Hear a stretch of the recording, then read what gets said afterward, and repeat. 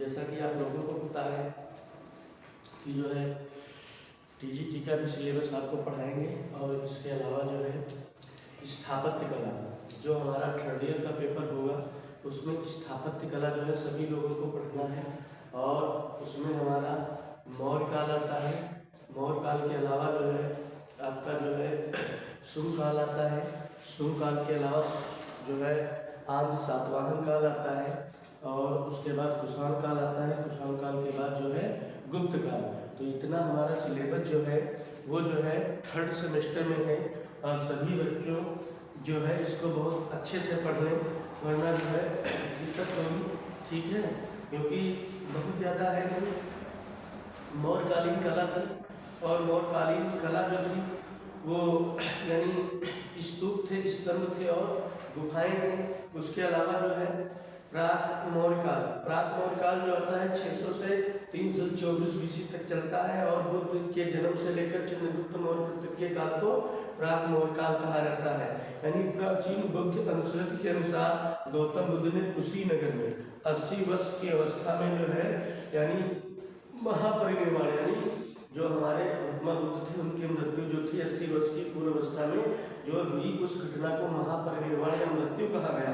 उनके भस्मीभूत अवशेषों को द्रोण नामक ब्राह्मण ने 8 भागों में बांट दिया, और उसके बाद जो है सबने अपने अपने अंश पर एक स्तूप का निर्माण करवाया, और पिपलवन के मौर्य वंश के शासक उस समय पहुंचे जब शारीरिक धन का बंटवारा हो चुका था, इसलिए उनको चिता की भस्म से ही जो है संतुष्ट करना पड़ा, और उसी भस्म के ऊपर उन्होंने इस स्तूप का निर्माण करवा दिया। द्रोण नामक ब्राह्मण ने अस्थि कलश पर एक जो है स्तूप का निर्माण कराया। बौद्ध परंपरा के अनुसार अशोक ने बुद्ध अवशेषों पर बने 8 अवशेषों को तोड़वाकर 7 अवशेषों में से 84,000 स्तूपों का निर्माण करवाया, लेकिन राम के कोली शासक थे उनका शेष बचा हुआ था, ठीक है। उसके बाद गिरिव्रज के दूसरावशेष आते हैं, ये प्राग मौर्यकालीन माने जाते हैं, सबसे प्राचीन उदाहरण माने जाते हैं, और मौर्य कला के अंतर्गत आते हैं, इसलिए इनको प्राग मौर्य काल के अंतर्गत रखा जाता है। तो गिरिव्रज महाभारत काल में ब्रजरस की राजधानी थी, तो 5 पहाड़ियों से जो है घिरी थी, वैभवगिरी, विपुलगिरी, वराहगिरी और वर्षभगिरी और ऋषिगिरी, इन पहाड़ियों से घिरी हुई थी। राजधानी के चारों ओर जो है पत्थर से एक वेदिका बनाई जाती थी जिसको बाउंड्री कहते थे, और 12-13 फीट की ऊंची होती थी। दीवार को साइक्लोप कहकर पुकारा जाता था। वैभवगिरी पर सप्तपाणी और सोन भंडार भी गुफाएं थी, ठीक है। सप्तपाणी गुफाओं में 7 कक्ष थे, इसलिए इसको सप्तपाणी के नाम से जाना जाता था। सोन भंडार गुफा के प्रवेश द्वार पर मेहराब बने थे जिन पर ओकदार पालिश बनी हुई थी। गुफाओं को बुद्ध तथा बुद्ध भिक्षुओं के समुदाय निवास व सभा के लिए जो है अजातशत्रु ने इसको निर्मित कराया था, और इन गुफाओं का उत्खनन का सर्जन मार्शल ने करवाया था, ठीक है। तो ये प्राग मौर्य काल की इससे हमको जानकारी मिलती है। कौशाम्बी का घोषित राम विहार एक था, ये चौकोर वास्तु योजना वाले आवास के रूप में जो है महात्मा बुद्ध को प्रदान किया गया था। इसका निर्माण घोषित राम नामक एक व्यापारी ने करवाया था, जो यूपी के कौशाम्बी नामक स्थान पर स्थित है। यहाँ पर एक चैत्य का निर्माण भी किया गया, और यहीं से सप्तदल कमल के आकार का एक दीपक प्राप्त हुआ। उसके बाद लोरिया नंदनगढ़ का शमशान चैत्य आता है। ये लोरिया नंदनगढ़ बिहार राज्य में पड़ता है, चंपारण जिले में, और यह यहाँ पर एक शमशान चैत्य बना हुआ था। अशोक शिला स्तंभ यहाँ पर था, और जो है इसका उत्खनन कार्य डॉक्टर ब्लॉक ने करवाया था। किसने करवाया था? डॉक्टर ब्लॉक ने। ये भी एक प्राग मौर्य काल का उदाहरण है। उसके बाद पीपर हवा का स्तूप सबसे प्राचीन स्तूप माना जाता है। यह गौतम बुद्ध के अवशेषों पर बने 8 स्तूपों में से जो तोड़वाए गए थे, यानी 7 तोड़वाए गए थे, उसी में से एक माना जाता है। और यह उत्तर प्रदेश के बस्ती जिले में नागौर से 13 किलोमीटर पीपर हवा नामक स्थान पर स्थित है, और ईंटों से बना हुआ है। इसका निर्माण शाक वंश के शासक सुग्रीव ने करवाया था। इसका उत्खनन कार्य 1897 में WC पेपे ने करवाया था। उसमें 4 अस्थि कलश प्राप्त हुए, बहुमूल्य पत्थर और सोना भी यहाँ से प्राप्त हुआ। इसकी अस्थि मंजूषा जो थी वो क्रिस्टल धातु की थी, जो लखनऊ संग्रहालय में सुरक्षित है, ठीक है। तो ये हमारा प्राग मौर्य काल है, जो हम मौर्य काल अगर आएगा तो हम मौर्य काल के अंतर्गत जो है लिख सकते हैं, ठीक है। उसके अलावा जो है मौर्यकालीन जो कला थी, मौर्यकालीन कला का वास्तविक विकास जो हुआ वो अशोक के समय से माना जाता है। 325 से 184 मौर्य काल का जो समय था था वो 325 से 184 ईसा पूर्व था। और मौर्य वंश का संस्थापक चंद्रगुप्त मौर्य को माना जाता है। इसने नंद वंश के शासक धनानंद को हराकर मौर्य वंश की नींव डाली और नंद वंश के समय ही जैन तीर्थंकरों की मूर्तियां बनना प्रारंभ हुआ और इसके साक्ष्य भी प्राप्त हुए। ठीक है, इन्हीं मूर्तियों की अभिष्ट छाप परंपरा मौर्य काल की इमारतें, स्तंभों और स्तूपों पर दिखाई पड़ती है। चंद्रगुप्त मौर्य ने अपना अंतिम समय श्रवणबेलगोला कर्नाटक में व्यतीत किया था। चंद्रगुप्त मौर्य जैन धर्म का अनुयायी था और बाद में इनका उत्तराधिकारी बिंदुसार हुआ, जिसको अमित्र घोष के नाम से जाना जाता है। और वायु पुराण में इसको भक्तसार कहा गया और जैन ग्रंथों में इसको सिंह सेन के नाम से जाना जाता है। कलात्मक दृष्टि से वास्तविक शासनकाल जो रहा वो बिंदुसार के पुत्र अशोक का शासनकाल सर्वाधिक महत्वपूर्ण रहा और मौर्यकालीन कला को दरबारी कला कहा गया। क्या कहा गया? दरबारी कला कहा गया। और मौर्यकालीन कला का प्रधान विषय वस्तु जो था वो धर्म रहा। मगध का सुप्रसिद्ध वास्तुकार जो था आर्किटेक्ट महागोविंद था। और मौर्यकालीन कला को दो भागों में बांटा गया, एक राजकीय कला और दूसरी दरबारी कला। और उसके बाद दूसरी जो थी वो लोक कला, यानी राजकीय कला और दरबारी कला और दूसरी लोक कला। ठीक है, तो राजकीय कला या दरबारी कला के अंतर्गत स्तूप, गुफाएं, स्तंभ और बड़ी बड़ी इमारतें आप बनाते थे। और जो लोक कला थी इसमें मनके, मिट्टी की मूर्तियां और यक्ष की प्रतिमाएं आती थी। यानी चाणक्य, कौटिल्य या चंद्रगुप्त मौर्य का गुरु या मंत्री था। साहित्य के रूप में कौटिल्य के अर्थशास्त्र से जो है प्राप्त होती है। ठीक है, तो चंद्रगुप्त मौर्य का ये क्या था, यानी चाणक्य जो था एक कौटिल्य, चंद्रगुप्त मौर्य का गुरु या मंत्री था। इसका वास्तविक नाम विष्णुगुप्त था। क्या था? विष्णुगुप्त था। और मौर्यकालीन कला में धर्म और संस्कृत की जानकारी साहित्य के यानी रूप में हमको प्राप्त होती है। कौटिल्य के अर्थशास्त्र और मैगनीज की इंडिका से प्राप्त होती है। ठीक है, उसके बाद जो है मौर्य वंश का राजकीय चिन्ह जो था वो मयूर था। ब्राह्मी लिपि का उद्भव जो हुआ था वो मौर्य काल से माना जाता था।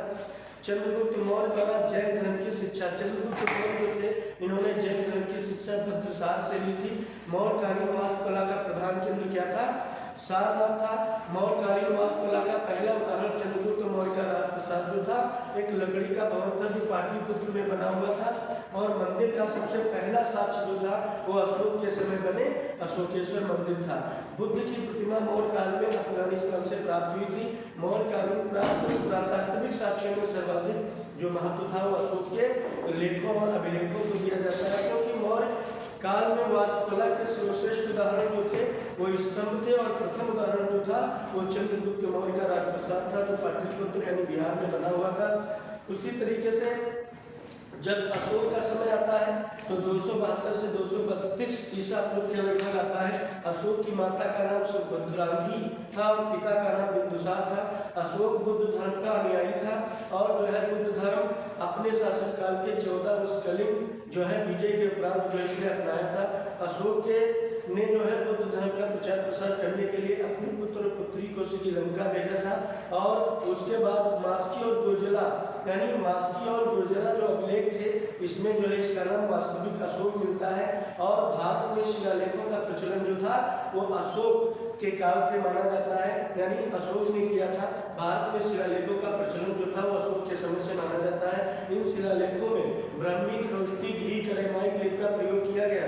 ग्रीक, अरेमाइक लिपि का अभिलेख जो थे वो कहाँ से प्राप्त हुए? अफगानिस्तान से प्राप्त हुए थे। खरोष्टी लिपि के अभिलेख जो थे वो पाकिस्तान से प्राप्त हुए थे। और ब्राह्मी लिपि के जो अभिलेख थे वो भारत से प्राप्त हुए थे। अशोक के अभिलेखों को सबसे पहले 1750 में जेम्स प्रेथलन ने पढ़ा था और अभिलेखों की संख्या 14 थी। अशोक के अभिलेख भारत, पाकिस्तान और अफगानिस्तान से जो है प्राप्त हुए थे। उसके बाद मौर्य काल में जो है अशोक के अभिलेखों को पढ़ने का श्रेय जो था 1837 में जेम्स प्रिंसेस एफ को जाता है जो इन्होंने ब्राह्मी लिपि में पढ़े थे। अशोक के शासनकाल में 40 अभिलेख प्राप्त हुए। इन अभिलेखों को जो है 3 भागों में बांटा गया, शिलालेख और स्तंभ लेख और गुहालेख। शिलालेखों की संख्या 14 से जो 8 स्थानों से प्राप्त हुए और स्तंभ लेख 30 से 15 उपलब्ध है, लेकिन अब 7 बचे हुए हैं। गुहालेख जो थे उनकी संख्या कोई निर्धारित नहीं थी और उसके बाद मौर्यकालीन जो स्तंभ थे ये मौर्यकालीन कला का सर्वश्रेष्ठ उदाहरण माने जाते थे। इनकी अपनी विशेषताएं होती थी। स्तंभों का निर्माण अशोक ने जो है यानी स्तंभों का निर्माण जो था वो अशोक के काल से प्रारंभ होता है। अशोक का पहला अभिलेख जो था वो लुम्बिनी नेपाल से प्राप्त हुआ। अशोक का शेर लेख जो था वो 2 लिपियों में लिखा गया जिसको लिपिक लिपि कहा गया। अशोक कालीन कुल्ले दारू लेख जो था वो अरेमाइक लिपि में लिखा गया जो अफगानिस्तान से प्राप्त हुआ। और अशोक कालीन स्तंभ 30 से 15 उपलब्ध हुए। इनकी ऊंचाई 40 से 50 थी। वजन 10 से या 10 टन या 50 टन होता था। और जो है यहाँ पर अशोककालीन स्तंभों का निर्माण जो था वो चुनार के लाल बलुआ पत्थर से किया गया। ठीक है, स्तंभ लेखों पर सिर्फ ब्रह्मी लिपि का प्रयोग किया गया। किसका प्रयोग किया गया? ब्रह्मी लिपि का प्रयोग किया गया। फिरोज शाह कोटला वाले स्तंभ पर 7 अभिलेख जो है खुदे हुए थे और सभी स्तंभ एक किस्म के थे जिनको मोनोलिथिक एज के नाम से जाना गया। सभी स्तंभ सादे थे और ऊपर की ओर पतले थे। स्तंभों के शीर्ष पर जो है पशुओं की आकृतियां बनी होती थी और सभी स्तंभों का निर्माण बिना चौकी के आधारभूमि पर किया जाता था। और अशोककालीन स्तंभ लंबे थे, सुडौल थे, गोल थे। अशोक के स्तंभों पर एक खास तरह की पालिश जो है यानी ओप या चमक की गई जो मौर्यकालीन विशेषता थी। ईरानी हमाखानी सोसा पालिश के नाम से इसको जाना जाता था। अशोक के स्तंभों की चमक जो थी वो ईरानी कलाकारों की देन थी। सारनाथ स्तंभ परगणे के ऊपर सिंहों की जो मूर्तियां बनी थी उसे चार्ल्स फाबरी ने ईरानी कला से प्रभावित माना। भारत में स्तंभों का प्रचार प्रसार वैदिक काल से माना जाता है। स्तंभों की शीर्ष पट्टिका चौकी के नीचे घंटाकृत बनाई जाती थी जो ईरानी कलाकारों की देन थी। अशोक ने अपने सभी स्तंभों का प्रयोग धर्म प्रचार प्रसार के लिए करवाया था। सारनाथ में निर्मित 4 सिंह शक्ति और शौर्य का प्रतीक थे। सारनाथ का प्राचीन नाम ऋषिपत्तनम या मृगनाव था और अशोक के स्तंभों पर 4 पशुओं की आकृतियां बनी होती थी। ईयच कोयल यानी हाथी, घोड़ा, बैल, शेर की आकृतियां बनी होती थी। सारनाथ का स्तंभ जो था यानी सारनाथ का अशोककालीन स्तंभ मौर्यकाल स्तंभ कला का सर्वश्रेष्ठ नमूना माना जाता है। इसके शीर्ष पर जो 4 सिंह पीठ सतह बने हुए थे इनके शिखर का भाग इतना सुंदर और आकर्षक था कि इसे गणतंत्र भारत के राष्ट्रीय चिन्ह का गौरव प्राप्त हुआ। ठीक है, सारनाथ में ही बुद्ध ने अपना प्रथम उपदेश दिया था। इसी उपलक्ष्य में अशोक ने 242 ईसा पूर्व में एक स्तंभ स्थापित करवाया था। सारनाथ का प्राचीन नाम मृगनाव या ऋषिपत्तनम था। सारनाथ स्तंभ चौकी पर 4 पुष्प बने थे और जो है इनके बीच बीच में एक चक्र बना था जिनकी तीलियों की संख्या 24 थी। और देवनागरी लिपि में सत्य में जयते लिखा गया था जिसका अर्थ होता था सत्य की विजय। चार्ल्स फाबरी ने इन स्तंभों पर यानी ईरानी प्रभाव माना है। और सारनाथ जो स्तंभों पर आकृति बनी होती थी वो जो है हाथी, घोड़ा और बैल की होती थी। ठीक है, तो सिंह जो होता था वो शौर्य और निर्भीकता और स्मृति का प्रतीक होता था और हाथी जो होता था वो चातुर, विशालशीलता और ऐश्वर्य का प्रतीक होता था। और जो वर्षभ जो होता था वो वर्षभ जो बैल होता था वो गुरु की व्यवस्था का प्रतीक होता था। अश्व जो होता था राज विस्तार का प्रतीक होता था और चक्र जो होता था गति का प्रतीक होता था। तो धर्म चक्र जो सिंह 4 सिंह बने थे यानी धर्म चक्र जो था यानी सिंह के ऊपर जो चक्र बना था वो 2.9 फीट का जो है व्यास था और जो टूट गया। सांची और सारनाथ स्तंभ दिखने में एक जैसे लगते थे लेकिन हैवे राय कृष्णदास और आनंद कुमार स्वामी ने इसको भारतीय प्रभाव माना है। ठीक है, लुम्बिनी यानी यहाँ से जो स्तंभ प्राप्त हुए यानी पहला सारनाथ का स्तंभ था उसके बाद लुम्बिनी का था। तो सारनाथ का जो था उसमें जो है सिंह बना था और क्या बना था चक्र। और जो लुम्बिनी स्तंभ प्राप्त हुआ था उसमें अश्व की आकृति बनी थी। और लोरिया नंदनगढ़ वाले पर क्या बना था? सिंह बना था। और उसके बाद उड़ते हुए उभारदार क्या बनाए गए थे? मोर बनाए गए थे। ठीक है, बाकीरा का स्तंभ था इसमें भी सिंह बनाया गया। रंगपुरवा का स्तंभ था, यहाँ पर 2 स्तंभ थे, एक पे सिंह बना था और एक पर बैल बना था। लेकिन बैल काफी प्रसिद्ध था और इसके जो चौकी पर थे उसपे सुंदर कमल और जो है फूल और पुष्पों से अलंकरण किया गया। और ये जो वर्षभ था ये वर्षभ शीर्ष जो था ये राष्ट्रपति भवन नई दिल्ली के प्रवेश द्वार पर रखा हुआ है। उसके बाद लोरिया अर्राज का जो था ये अशोक, यहाँ से अशोक का एक लेख उत्कीर्ण हुआ था। फर्रुखाबाद यूपी से मिला था, उसपे क्या बना था? हाथी। और धौली चट्टान का हाथी, उसपे क्या बना था? हाथी बना था। और मुंदेई का स्तंभ था, उसपे क्या बना था? अश्व बना था। और रोडिया गांव का स्तंभ था, उसपे क्या बना था? सिंह बना था। रोडिया गांव का भी कहाँ पड़ता था? चंपारण बिहार में। और मुंदेई का कहाँ था? नेपाल में था। इसपे क्या बना था? तो जो नेपाल से मिले थे उसपे क्या बना था? अश्व बना था। और रोडिया गांव का स्तंभ जो था नेपाल के चंपारण बिहार में, उसपे क्या बना था? सिंह बना था। तो जो बिहार से मिले उसपे सिंह और बैल की आकृति बनी थी। जो नेपाल से मिली लुम्बिनी का स्तंभ और मुंदेई का स्तंभ, इसपे क्या बने थे? अश्व बने थे। और उसके अलावा संकिसा का स्तंभ जो था उसपे क्या बना था? उसपे क्या बना था? हाथी बना था। और धौली चट्टान का उड़ीसा में यानी हाथी था, यानी जो धौली चट्टान का स्तंभ जो था वो कहाँ पड़ता है? उड़ीसा में। और उसपे किसकी आकृति बनाई गई? हाथी की। लेकिन सारनाथ का जो था उसपे क्या बनाया गया? चक्र और सिंह को बनाया गया। ठीक है। उसके बाद मौर्यकालीन राजप्रसाद आता है। यह पटना या पाटलिपुत्र के बुलंदीबाग या कुंभहार की खुदाई से लकड़ी का एक विशाल भवन के अवशेष प्राप्त हुए, जिसको प्रकाश में लाने का किसको जाता है? स्नूपर को। और ये वास्तव में एक क्या था? विशाल भवन था।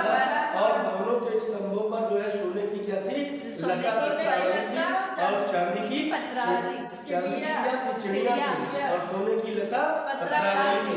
माया ने देखकर आश्चर्य व्यक्त किया कि इसे संसार के मनुष्य ये देवताओं का बना हुआ है। और इसको इसने जो है मानवीय राक्षसों और देवताओं की जो है कल्पना की है। ठीक है। मैगस्थनी ने इस राजमहल को विशालता और सुंदरता से इससे बढ़कर कोई उदाहरण नहीं माना है। किस काल की विशेषता है? मौर्य काल की। मौर्य काल में अशोक ने अनेक विहार बनवाए, जिसमें से बुद्ध गया स्थित है। कालांतर में उसके स्थान पर एक बुद्ध मंदिर बनवाया गया। यह बुद्ध मंदिर गुप्तकालीन बनवाया गया। कब बनाया? बुद्ध काल में बना था। तो अब अगर आ जाए कि बुद्ध गया का मंदिर किसने बनवाया? तो गुप्त शासक ने। किसने बनवाया था?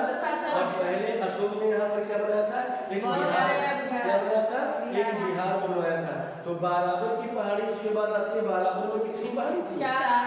यानी बाराबर की पहाड़ी जो थी गुफाएं कितनी थी? 4 गुफाएं थी। यह गुफाएं बिहार के गया जिले से यानी 9 मील दूर। और अशोक ने बाराबर पहाड़ी पर 4 गुफाएं जो है निर्मित की करवाई, जिसमें सुदामा सबसे प्राचीन कौन सी थी? और सबसे विशाल कौन सी थी? कर्ण चौपड़। सबसे विशाल कौन सी थी? कर्ण चौपड़। और रोमस ऋषि क्या थी? सबसे बाद की थी और स्थापत्य की दृष्टि से सर्वश्रेष्ठ थी। और यहाँ पर सर्वप्रथम अलंकृत मेहराब प्राप्त हुए थे।